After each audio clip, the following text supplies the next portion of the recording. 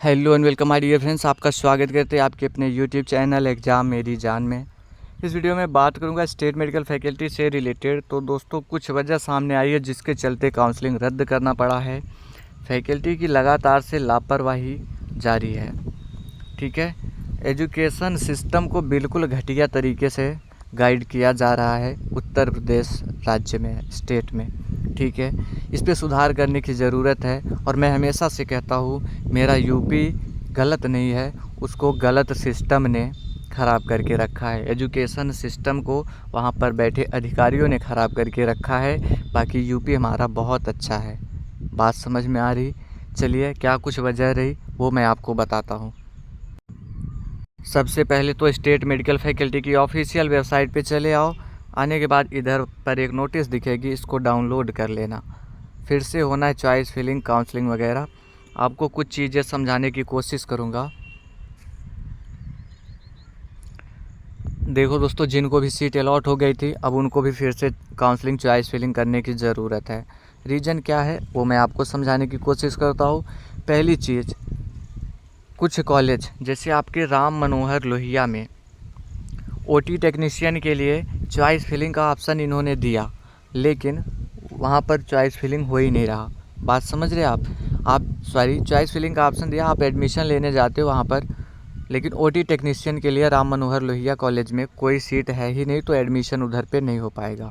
दूसरी चीज़, अभी जब जीएनएम नर्सिंग का एग्ज़ाम होना था तो एंट्रेंस एग्ज़ाम इस पर बताया गया कि एंट्रेंस एग्ज़ाम कराएंगे प्राइवेट कॉलेज के लिए, जबकि गवर्नमेंट कॉलेज में आपका मेरिट बेस्ड सिलेक्शन होने वाला था। लेकिन फाइनली इन्होंने ये भी डिसाइड किया कि हम एंट्रेंस एग्ज़ाम कंडक्ट नहीं कराएंगे, जैसे एडमिशन चल रहा था वैसे चलेगा। क्योंकि हर कॉलेज में 15-20 एडमिशन हो ही गए थे प्राइवेट कॉलेज में, जिसके चलते इनको प्रॉब्लम आ रही थी। बात आप समझ रहे क्या? अगर वहीं पर जीएनएम के स्टूडेंट्स ने एक्शन लिया होता तो बात यहाँ तक नहीं पहुँचती। लेकिन वो बच्चे क्या है ना, थोड़े से लापरवाह निकल गए। 3,000 रुपया फीस भी दिया है, किसको? एबीवीएमयू को। और फैकल्टी के थ्रू ही सब कुछ होता है। फैकल्टी की गाइडलाइन जो होता है वही, मतलब नर्सिंग और पैरामेडिकल कोर्सेज जो होते हैं उसमें फैकल्टी की गाइडलाइन चलती है यूपी स्टेट के लिए। तो 3,000 रुपया भी दिया, अभी तक वापस नहीं हुआ। लेकिन ये बच्चे कुछ कर ही नहीं रहे, अब मेरे बोलने का इंतज़ार कर रहे। लेकिन अभी तक मैं 3-4 साल से यूट्यूब पे काम कर रहा हूँ। सबसे अच्छा बैच, सबसे एक्टिव मेंबर्स जो मिले हमको इस बार पैरामेडिकल के मिले, बिल्कुल सक्रिय है। ठीक है, इसमें तो पहली चीज़ ये प्रॉब्लम आ गई सीट संशोधन की बात, क्योंकि ओटी टेक्नीशियन में एडमिशन हो नहीं रहा राम मनोहर लोहिया में, और चॉइस फिलिंग के टाइम वो कॉलेज दिखा रहा था, प्रॉस्पेक्टस में वो कॉलेज दिखा रहा था। अब उसको एडिट किया जाएगा, करेक्शन किया जाएगा। साथ में कुछ और भी वजह सामने आ रही। यहाँ पर अपग्रेड का ऑप्शन नहीं दिखा हुआ था। ठीक, अपग्रेड का कोई ऑप्शन नहीं दिया गया था, जिसके चलते ये भी मान सकते हैं डेट को एक्सटेंड किया गया। क्योंकि अपग्रेड के लिए प्रॉस्पेक्टस में काफ़ी लंबे में डिटेल दे रखी है, अपग्रेड इस तरीके होगा उस तरीके होगा, लेकिन अपग्रेड का ऑप्शन ही नहीं दिया। तो इस पर भी काम चलेगा और 5 तक तो आपका भी चॉइस फिलिंग चलेगा। उसके बाद पूरा प्रोसीजर फिर से स्टार्ट किया जाएगा। रिजल्ट आएगा, अलॉटमेंट रिजल्ट, फिर एडमिशन प्रोसीजर कंप्लीट करना होगा। लेकिन आपकी जानकारी के लिए बताना चाहूँगा, ये जो है क्या चीज़, जिन्होंने 19,000 रुपया सबमिट कर दिया था, अलॉटमेंट रिजल्ट डाउनलोड कर लिया था, आपको प्रॉब्लम नहीं होने वाली।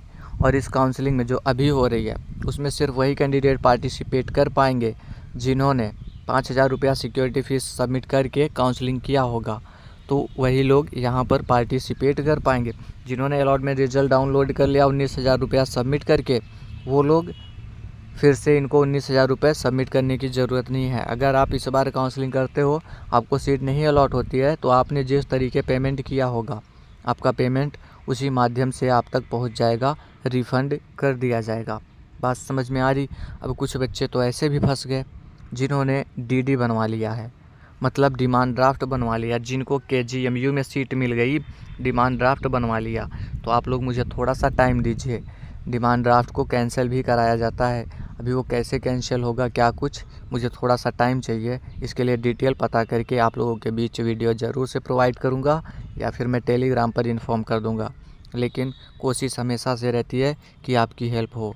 इसीलिए पता होगा ना, 1-2 वीडियो नहीं, मुझको जितने की ज़रूरत होती है उतना देता हूँ। अभी तो पता है आपको, घर पर भी नहीं हो कि लाइव के थ्रू आपको समझा पाऊँ चीज़ें, बाहर हूँ, इसीलिए मुझे छोटा छोटा सा वीडियो बनाकर आप लोगों के बीच अपलोड करना पड़ रहा है। ठीक, 2 रीज़न साफ है, सीट वाली प्रॉब्लम आ गई, साथ में अपग्रेड का ऑप्शन नहीं दिया गया था। इस पर सुधार हो जाएगा और 1 बजे से स्टार्ट है आज। जैसे स्टार्ट होगा हम आप तक इन्फॉर्मेशन प्रोवाइड करेंगे। चैनल के साथ जुड़े रहें। Okay friends, thanks for watching this video.